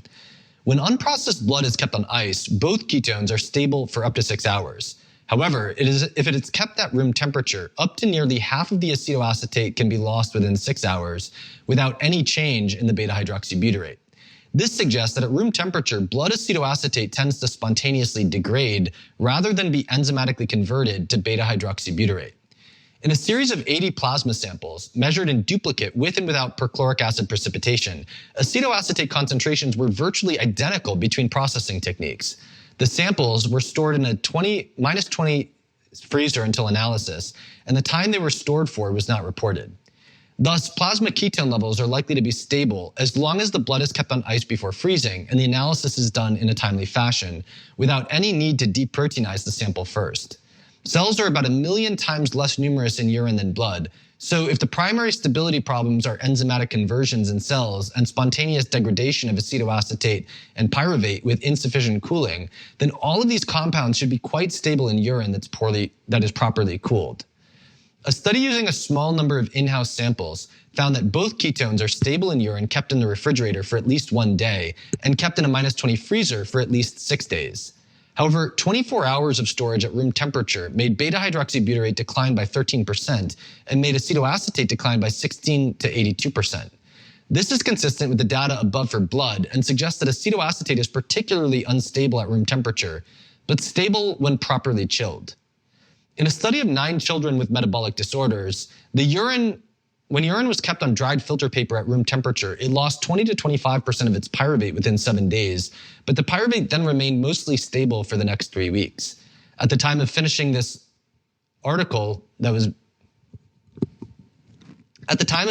analysis, I've been unable to locate any studies examining the stability of pyruvate in urine with and without perchloric acid precipitation or during storage over time at different temperatures. However, I suspect that it's stable when urine is immediately refrigerated after collection, fully frozen, and shipped with a fully frozen ice pack. The above data suggests this should also preserve the ketone bodies. Notably, when samples are processed without adequate attention to these details, this should falsely raise both ratios but should never lower them. Thus, improper sample handling could falsely mask a low ratio or give a false positive for a high ratio, but it should never be able to mask a high ratio or give a false positive for a low ratio. Now, with all the basic science and logistic concerns out of the way, here's the heart of the matter. This is how to interpret the results. If the initial observation prompting the investigation is elevated lactate, then you should go back to the list of causes of elevated lactate to consider each of those causes. And now we're going to focus specifically on nutrient-responsive impairments in energy metabolism. The first thing we're going to cover is pattern 1, which if you go back to the diagram is the red zone. Nutrient-responsive genetic causes of pattern 1. According to a 1996 paper by Sotobre and colleagues, all measurements from blood, a high lactate to pyruvate ratio, a low beta-hydroxybutyrate to acetoacetate ratio, and an abnormal rise in ketones after consuming carbohydrate are, together, strong signs of deficiencies in the enzymes pyruvate carboxylase, alpha-ketoglutarate dehydrogenase, or succinate dehydrogenase. In a small set of children with pyruvate carboxylase or alpha-ketoglutarate dehydrogenase deficiency, the blood lactate to pyruvate ratios were 26 to 37, and the blood ketone ratios were 0.27 to 0.73. They don't include values for succinate dehydrogenase deficiency. Chapter 1 of the 2022 edition of Inborn Metabolic Diseases Diagnosis and Treatment is written by Sotobre and one other author. Sotobre is the corresponding author on both this textbook chapter and the 1996 paper. In section 1.14, it says that all measurements in blood with a lactate to pyruvate ratio over 30, a beta-hydroxybutyrate to acetoacetate ratio under 1.5, and an abnormal rise of ketones in response to carbohydrate is, quote, a diagnosis of pyruvate carboxylase deficiency isolated or secondary to biotinidase deficiency or hollow carboxylase synthetase deficiency, or alpha-ketoglutarate dehydrogenase deficiency is virtually certain, end quote. Thus, the claim that succinate dehydrogenase is included in this pattern seems to have been dropped, and it is not clear where it came from in the 1996 paper. Chapter 11 is written by other authors, and the section on succinate dehydrogenase deficiency does not mention these tests. The reason these enzyme deficiencies cause a high lactate to pyruvate ratio, but also the reason these enzyme deficiencies cause a high lactate to pyruvate ratio, but a low beta-hydroxybutyrate to acetoacetate ratio is because they cause a deficiency of the malate aspartate shuttle, which brings electrons from the cytosol to the mitochondrion. Because the electrons are stuck in the cytosol, the lactate levels rise. Because the mitochondrion is poor in electrons, less beta-hydroxybutyrate is produced. Malate dehydrogenase does the work of bringing electrons from the cytosol to the mitochondrion. To do this work, it requires a steady supply of oxaloacetate, glutamate, aspartate, and alpha-ketoglutarate, as well as 2 transporters to carry these substrates across the membrane, and the enzyme aspartate aminotransferase to interconvert them. Aspartate aminotransferase depends on vitamin B6. 2 other enzymes are important to keep the shuttle running. Pyruvate carboxylase supplies the oxaloacetate, and it's dependent on biotin and manganese. Alpha-ketoglutarate dehydrogenase clears away excess mitochondrial alpha-ketoglutarate, which would otherwise suppress the mitochondrial aspartate aminotransferase reaction. This enzyme is dependent on thiamine, niacin, riboflavin, and lipoic acid. Chapter 11, Section 11 of Inborn Metabolic Diseases Diagnosis and Treatment adds several more recently discovered inborn errors of metabolism that directly compromise the malate aspartate shuttle. Defects in aspartate aminotransferase, malate dehydrogenase, and the mitochondrial aspartate glutamate carrier. While it has not been demonstrated that a high lactate to pyruvate ratio and a low beta-hydroxybutyrate to acetoacetate ratio predominates in these diseases, the pathophysiology is thought to directly involve the trapping of electrons in the cytosol, and is therefore almost certain in my mind that this pattern would be found if it were looked for. Can nutrient deficiencies cause pattern 1? I believe we should be able to predict the nutritional deficiencies that would cause this pattern by juxtaposing the nutrients involved in the malate aspartate shuttle against those involved in the respiratory chain. Only the nutrients involved in the former, not those in the latter, should cause this pattern. The nutritionally relevant cofactors used in the malate aspartate shuttle are biotin, manganese, B6, the activated forms of niacin and riboflavin, and lipoic acid. The nutritionally relevant cofactors used in the respiratory chain or used for its assembly, collected from Chapter 10 of the Soderbergh textbook, are copper, sulfur, iron as heme and as iron-sulfur clusters, the activated forms of niacin, riboflavin, and pantothenic acid, S-adenosyl methionine produced during methylation, lipoic acid, and coenzyme Q10. Only biotin, B6, manganese, and thiamine are found in the first list, but not the second. As documented in the Soderbergh textbook, the biotin-responsive genetic defects in biotinidase and holocarboxylase synthetase cause this pattern. These disorders simply disrupt the supply of biotin to all biotin-dependent enzymes in a way that dietary biotin deficiency would also, so this is sufficient to make the case for biotin. However, as noted below, thiamine is also needed for pyruvate dehydrogenase, whose deficiency is responsible for the low or normal lactate to pyruvate ratio of pattern 3, which is yellow in the diagram. So I predict that thiamine deficiency would lead to a combination of patterns 1 and 3 that I have described, that I will describe soon as the expected thiamine variant. And this is orange in the diagram. Further, manganese is also needed for the mitochondrial form of the enzyme superoxide dismutase, whose primary function is to protect the respiratory chain from the reactive oxygen species it creates during its normal function. A human defect in a transporter for manganese and zinc has been associated with defective respiratory function. Experiments in rats also suggest that pyruvate carboxylase activity is very resistant to manganese deficiency. Thus, nothing straightforward can be predicted from manganese deficiency about the balance between electron extraction and electron clearance, and nothing in descriptions of human manganese deficiency suggests useful changes in these markers. Although vitamin B6 is needed for the malate aspartate shuttle, it is also needed for glycogen metabolism and the interconversions of all the amino acids. The potential impacts from this on pyruvate, aspartate, glutamate, alpha-ketoglutarate, and malate are hard to predict.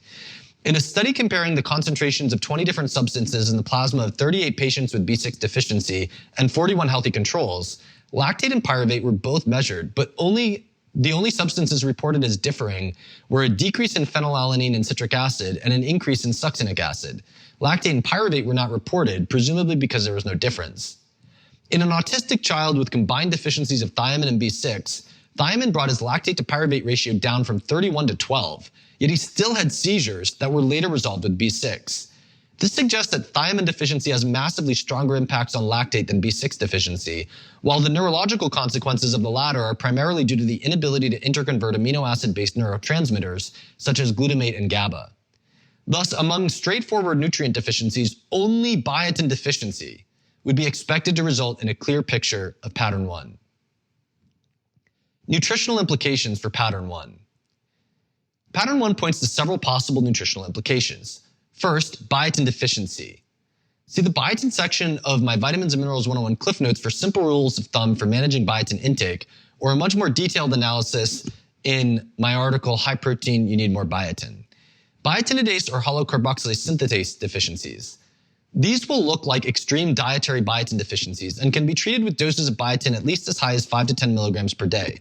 For a comprehensive treatment, see my article, When High Dose Biotin is Truly Needed. Pyruvate carboxylase deficiency. As described in Why High Dose Biotin is Truly Needed, pyruvate carboxylase deficiency has been for decades regarded as not biotin responsive, but this was based on trying 10 to 20 milligrams per day. The fact that an otherwise lethal mutation, hollow carboxylase synthetase, has been rendered relatively harmless with 1.2 grams per day of biotin makes it clear that higher doses should be tried in cases of pyruvate carboxylase deficiency. Aspartate aminotransferase deficiency. These defects have been treated with 20 milligrams per kilogram body weight of pyridoxine. I would use pyridoxal 5-phosphate or P5P instead, and 300 to 400 milligrams per kilogram body weight of serine. These were reported in children with maximum doses of 75 milligrams per day of pyridoxine. The serine is used because this deficiency indirectly compromises the NAD+ dependent production of serine. Malate dehydrogenase and mitochondrial aspartate glutamate carrier deficiencies. These are treated with ketogenic diets since these reduce glycolysis and the need for the malate aspartate shuttle. Alpha-ketoglutarate dehydrogenase deficiency is listed as having no known treatment, but it can result from reduced binding of thiamine to the enzyme. So I suspect that this may be a case where the use of high-dose thiamine has not been adequately investigated. Thus, while biotin deficiency is the only straightforward nutrient deficiency that causes pattern 1, other causes may require high-dose biotin, B6, and serine, or ketogenic diets. And my suspicion is that high-dose thiamine might be an overlooked implication. One unexplored area that I believe is likely to be relevant is heterozygous carriers for the genetic mutations described above that don't produce disease states, but they still require high doses of biotin, thiamine, or B6 carbohydrate restriction to produce optimal health. Notably, oxalate inhibits pyruvate carboxylase, and heavy metals poison lipoic acid binding sites of alpha-ketoglutarate dehydrogenase, so these can be other contributors to apparent deficiencies of that enzyme. That's pattern 1. Now let's talk about pattern 2, which is blue in the diagram. The respiratory chain of the mitochondrion harvests energy from the electrons taken from the chemical bonds in our food and uses it to make ATP. It uses the electrons to glue the 2 hydrogen atoms and oxygen together to make water. If the respiratory chain is dysfunctional, the lack of ATP will stimulate all aspects of the catabolic breakdown of food because the only way to get ATP will be to get the 2 ATP generated during glycolysis and the 1 net ATP generated by the citric acid cycle. This will lead to massive accumulation of electrons, increasing the NADH to NAD+ ratios in all the cellular components, thereby driving high ratios of lactate to pyruvate and of beta-hydroxybutyrate to acetoacetate. As of the 2022 edition of the Soderbrate textbook, there are deficits in 297 different genes that can cause respiratory chain disorders. There are hundreds of different defects in the 37 mitochondrial genes. Inheritance of mitochondrial genes is quite different than inheritance of nuclear genes. The nuclear genes have 2 copies per cell, one from the mother and one from the father. When the cell divides, each one is copied and they are divided among the 2 daughter cells evenly. Mitochondrial genes are inherited mostly from the mother but partly from the father sometimes, and in a way that allows hundreds of thousands of copies in each cell, not just 2. When they divide, nothing guarantees an even split. Since mitochondria divide independently, nothing ensures the proportion of alleles within a cell stays stable over time. Thus, a disorder would usually be inherited from the mother, but there could be diverse sources of normal DNA from the father, the mother's father, and so on, leading cells to have an all mutant, all normal, or in many cases, a mix of mutant and normal DNA. In addition, there may be many poisons of the respiratory chain. Among the many are toxic alcohols such as methanol, ethylene glycol, and diethylene glycol, the anesthetic propofol, reverse transcriptase inhibitors, cyanide, salicylates, metformin, and berberin. Ciprofloxacin appears to impair the respiratory chain by damaging mitochondrial DNA. Finally, there are many nutritionally relevant cofactors needed as components of the respiratory chain or needed for its assembly. Compiled from Chapter 10 of Soderbrate, Inborn Metabolic Diseases, Diagnosis and Treatment, these include copper, sulfur, iron as heme and iron-sulfur clusters, the activated forms of niacin, riboflavin, and pantothenic acid, acetyldenyl methionine produced during methylation and therefore dependent on the nutrients involved in methylation, lipoic acid, and coenzyme Q10. Isolated genetic deficiencies in the respiratory chain are likely to produce pattern 2. With the toxins, it's less clear because toxins can have many targets, not just the respiratory chain. For the nutritionally relevant cofactors, it is also less clear. Only CoQ10 and copper are used in the respiratory chain, but not in the catabolic breakdown of food molecules. However, copper is so integral to iron metabolism that it's likely to have secondary reverberations on the catabolic breakdown of food molecules that would be hard to predict. CoQ10 is not an essential nutrient, but it is a widely available supplement found in food and a successful treatment for some of the disorders of its synthesis. Since many of these would have unpredictable consequences on the ratios of concern, not finding pattern 2 should not be used to rule them out. If pattern 2 is found, this should point in the direction of the respiratory chain. Even if the problem's not directly caused by easy to find and remove toxins or by dietary nutrient deficiencies, the condition would likely be improved by fixing any problems on either front. As noted in the elevated lactate as many causes section, alcohol consumption can mimic pattern 2 and should be avoided for 48 hours before testing these ratios in a commercial lab. Here are the nutritional implications for pattern 2. Out of hundreds of genetic defects, 2 of them have specific successful treatments. The ACAD9 enzyme is needed to help assemble complex 1 and possibly complex 2 of the respiratory chain. And genetic defects in this enzyme are treatable with riboflavin at 20 milligrams per kilogram body weight per day, up to a max of 400 milligrams per day. The second is CoQ10, is a component of the respiratory chain that transfers electrons from complexes 1 and 2 to complex 3. Defects have been identified in 10 genes involved in its synthesis, and some but not all of them are treatable with 30 milligrams per kilogram body weight per day of CoQ10 in children and 3 grams per day in adults. A number of experimental therapies are in the pipeline. Some of these include pharmaceutical stimulators of mitochondrial biogenesis, such as benzofibrate, ovomeloxolone, REN-001, and KL1333 on the one hand, and on the other hand, rapamycin, a stimulator of mitophagy. However, some of the drugs have more generic antioxidant, NRF2, or NAD turnover targets that stimulate mitochondrial biogenesis indirectly. It also seems to me that there's widespread interest in the potential to potentiate mitochondrial biogenesis with the fasting-associated PGC1 alpha pathway without sufficient cognizance of the need to cyclically step on the fed state-associated mTOR pathway to fuel fresh mitochondrial growth. My fasting feeding reset protocol is based on cyclical promotion of mitophagy in the fasting state and mitochondrial biogenesis in the fed state. Mitochondrial biogenesis is potentiated by the fasting state signaling and fueled by the fed state signaling. I suspect this would be most helpful for situations where the mitochondrial DNA have been damaged, such as with ciprofloxacin.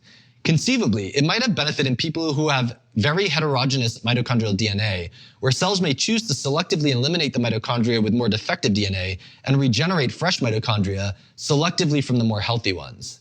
In Chapter 8 of his book, Eat for Energy, Ari Whitten, with Alex Leaf, collected numerous studies together of supplements that have been shown to improve mitochondrial health generally, without respect to whether the specific causes of poor mitochondrial function relate to oxidation of food molecules or the respiratory chain. One of them is specifically worth noting here. PQQ stimulates mitochondrial biogenesis through means that would place it in the fasting portion of my fasting feeding reset due to its opposition to mTOR and promotion of PGC1 alpha. To the extent it may prove useful, the dose that has been studied in humans is 20 milligrams per day for 8 weeks. Most of the others, essential nutrients, phospholipids, amino acids, astaxanthin, curcumin, D-ribose, forskolin, gynostemma, and ginseng, have diverse effects across the catabolic breakdown of food molecules and the respiratory chain, or on fasting and feeding state signaling, and so therefore may be of value to many people, but do not specifically fit into this model of how to interpret changes in the ratios under discussion. Creatine is notable for its specific role in improving the efficiency of cytosolic ATP, and so it may take stress out of the lactate release valve. Acetyl-L-carnitine is notable for its specific promotion of fatty acid oxidation, which could put stress on the riboflavin requirement when riboflavin is inadequate, or with adequate riboflavin could put stress on the respiratory chain when the respiratory chain is inadequate. We can brainstorm further rational strategies for respiratory chain support by thinking about the respiratory chain in more detail. The respiratory chain has 4 complexes through which electrons flow, and a 5th that synthesizes ATP. CoQ10 carries electrons between the first 2 complexes and the 3rd. Cytochrome C carries them between the 3rd and the 4th. The mitoswab test can distinguish between defects in different complexes of the respiratory chain. However, it cannot determine whether the cause of decreased activity is nutritional, toxic, or genetic. Therefore, I would run nutritional testing to fix any deficiencies of nutrients involved in the respiratory chain before I would run this test. Carbohydrates disproportionately feed into the first complex, while fats disproportionately feed into the second. These are differences of proportion, and it is not possible to avoid using either complex. However, it suggests that ketogenic diets would be more suitable for complex 1 disorders, and that low-fat diets would be more suitable for complex 2 disorders. There are some cases documented of improvement on ketogenic diets. Infrared light in the 700 to 1000 nanometer range can penetrate tissues and directly provide energy to complex 4. Use of a sauna with infrared in this wavelength may help with disorders of complexes 1, 2, or 3. Methylene blue may help for complex 1, 2, or 3 disorders, or 4, but methylene blue is a highly nonspecific and just generally rewires the respiratory chain along the path of least resistance. And so its main benefit is that when there is an impairment, it can create a new path of least resistance that is better than the impaired alternative. I have a much more detailed article, video, PDF, and podcast on methylene blue, so check that out for more details on this. But generally speaking, methylene blue should be in the list of things to try, but should come after things that are more natural and have more specific effects, such as the ones that I just discussed. Several other strategies may be helpful in complex 3 disorders. One case report treated someone with a complex 3 disorder with 10 milligrams metadione and 1 gram of vitamin C every 6 hours on the hypothesis that this would bypass complex 3 and provide electrons from vitamin C to metadione to complex 4. I would prefer to use MK4 rather than metadione, since MK4 is naturally present in mitochondria and has similar redox properties as metadione. Both of these are forms of vitamin K. A second case report used this treatment and found that it did not normalize metabolism in muscle, but it did normalize metabolism in the brain. Copper is distinguished among the nutritional cofactors for only being involved in complex 4. This makes copper the only essential nutrient within the context of fuel metabolism, is highly specialized both to the respiratory chain and to a specific complex within the respiratory chain. There's no evidence that supraphysiological doses of copper would help complex 4 disorders, and they may in fact hurt by causing oxidative stress. However, an apparently isolated defect in complex 4 could conceivably result from a dietary copper deficiency or a defect in copper transport. So that's pattern 2. Now let's consider the last pattern, pattern 3, which is yellow in the diagram. The third pattern is high pyruvate with a normal or low lactate to pyruvate ratio. Lactate is usually high, but doesn't have to be. This suggests pyruvate dehydrogenase deficiency.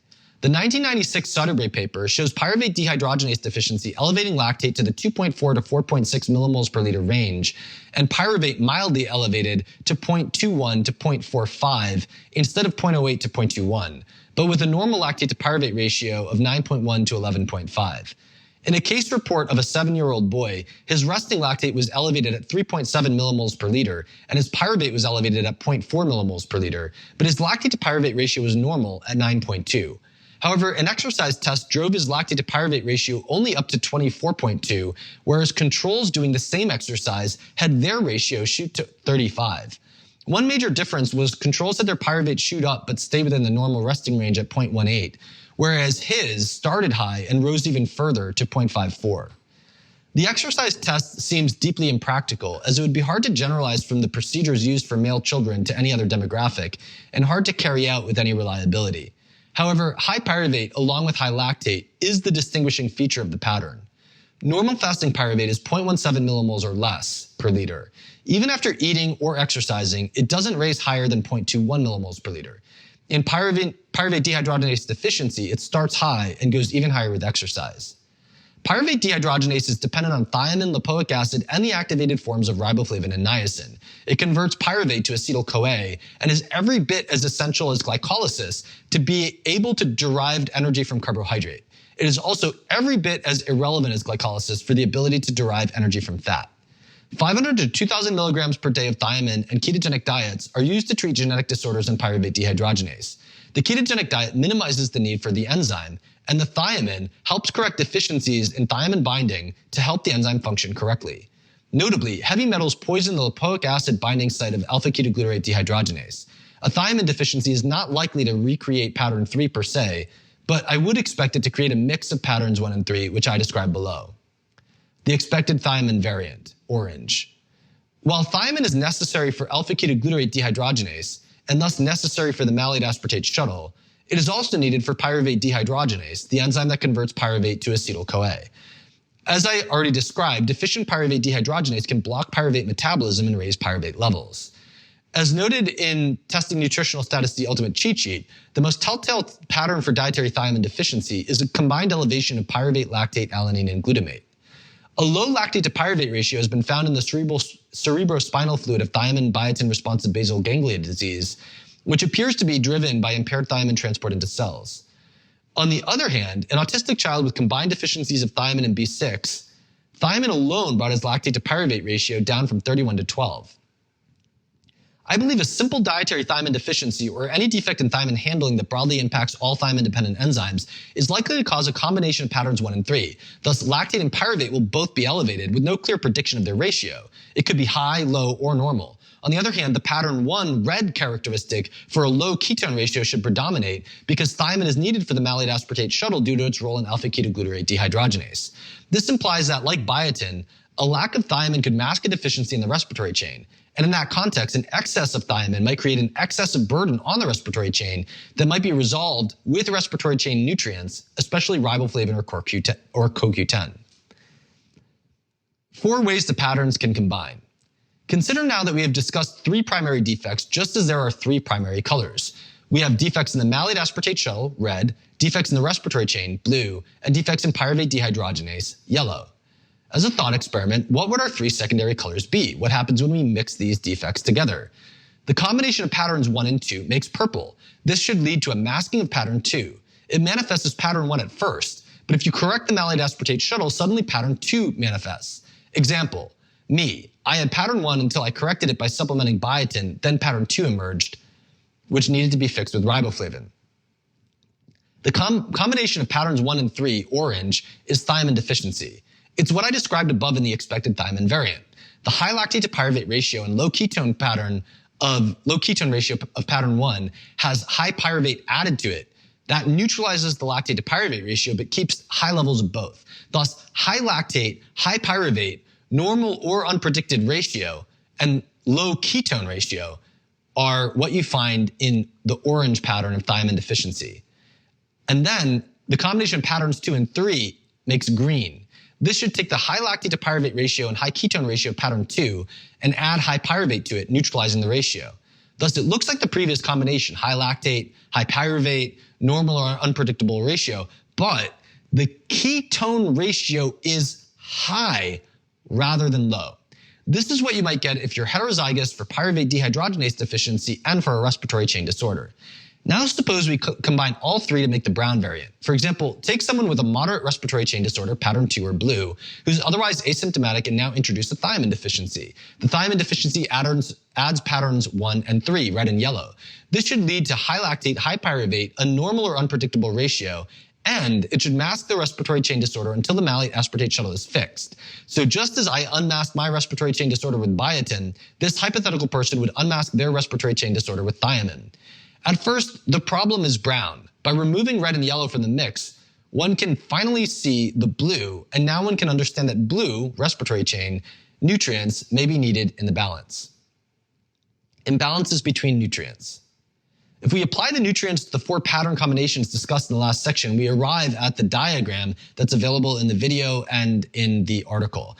You can use this going forward to plan a nutritional intervention or going backward to help explain imbalances that you or someone you know experienced without being able to explain them. Having lactate to pyruvate and ketone ratios would greatly help to substantiate the appearance of an imbalance with an objective measure. It also helps calibrate the use of home measurements of glucose, beta-hydroxybutyrate, and lactate for real-time monitoring of an intervention. The principle of the diagram is this. If you move from the brown center to any of the outer areas rather than into the normal ranges, or if you move from the purple, orange, or green zones into the red, yellow, or blue zones rather than into the normal ranges, you have likely created or unmasked a need other than the one being addressed. For example, I thought I was in the red zone, used a red nutrient, biotin, to take me to normal, but it instead took me to blue, showing me that I had initially been in the purple zone, not the red. In my case, I needed to balance biotin and riboflavin because of the specific genetic mutations I identified with whole genome sequencing. Someone else, and as I told you at the beginning, I have updated this now to realize that there are better strategies than fixing the biotin problem for me, but we'll save the details for another time. Someone else could have experienced the exact same thing from supplementing thiamine or B6 without addressing their unknown needs for CoQ10 or copper. Or, unfortunately, they may have unmasked one of the many respiratory chain disorders that don't have simple curative treatments. Alternatively, another person might think that they're in the red zone and need biotin, but this moves them to the yellow zone because they also needed thiamine, showing all along that they had actually been in the orange zone. There are many different permutations, so I'll leave it to the figure to act as a cheat code that can be used on an as-needed basis to help you think about your own case or that of someone you're trying to help. Best way to have access to that figure permanently so you can use it as a cheat code is to sign up for the master pass so you have enduring access to the article. Home measurements. When specialists in inborn errors of metabolism are trying to narrow in on these and several related diseases in energy metabolism, one of the tests they'll do is they keep someone for an entire day with an indwelling venous catheter flushed in saline, and they measure their glucose, fatty acids, lactate, pyruvate, ketones, and free. When specialists in inborn errors of metabolism are trying to narrow in on these and several related diseases of energy metabolism, one of the tests they'll do is they keep someone for an entire day with an indwelling venous catheter flushed in saline and measure their glucose, fatty acids, lactate, pyruvate, and ketones at waking and before and after each meal, as well as before and during a glucose tolerance test.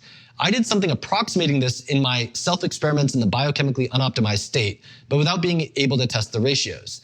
There's no home measurement for blood acetoacetate or blood or urine pyruvate, and the lack of precision in look at the color urinary acetoacetate sticks makes them severely limited in their utility. Now that I've also discovered that if I'm taking high-dose riboflavin, if it makes the urine neon, it really makes them totally useless. Home measurements can reveal particular abnormalities without looking at the ratios. For example, ketones should mildly elevate after an overnight fast to 0.1 or 0.2 millimoles per liter and be suppressed by meals. Unless you're on a keto diet, they can go up to 1 to 5 millimoles per liter. Glucose should be 80s or 90s, maybe high 70s or mid 70s after an overnight fast and conform to a typical glucose tolerance curve upon eating. Lactate should be on the lower end of the 0.5 to 1.5 millimoles per liter range when fasting and rise toward the higher end after eating, especially after eating carbohydrate.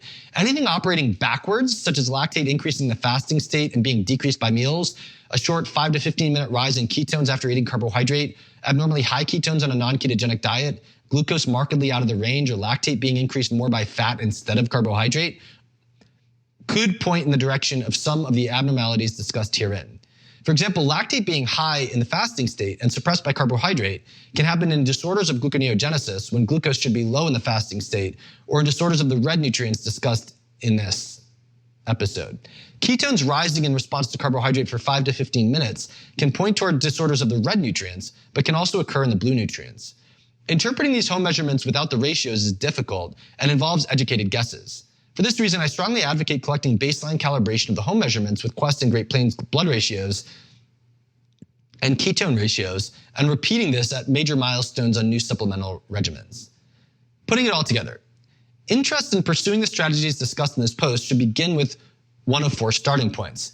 Lactate's higher than normal, consideration has been given to everything, and elevated lactate has many causes, and an abnormality of energy metabolism is still suspected. Symptom clusters found anywhere in the range of inborn errors of metabolism to heterozygous cases to nutrient deficiencies lead you to suspect one of those things. Previous organic acid analyses upon reinspection show alterations in these ratios that seem worth investigating, or you're just trying to optimize for performance and longevity and you've picked all the low-hanging fruit and then want to consider it worth your energy and time to do more testing to do these things. And in fact, now in the BioOpt Health program, I've taken the approach of comprehensively testing these things right off the bat alongside biochemical data and genomic data, because I've realized that if you wait for a reason to run these tests, you wind up dragging out the solutions to issues or the keys to optimizing your biochemistry for way too long, and we really shouldn't be waiting that long.